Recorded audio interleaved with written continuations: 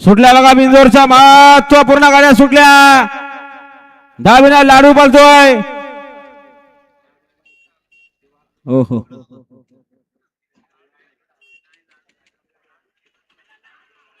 सुंदर गाडी पळते अतिशय सुंदर. शेवटच्या क्षणाला ड्रायव्हरची चलाकी पाहायला मिळाली.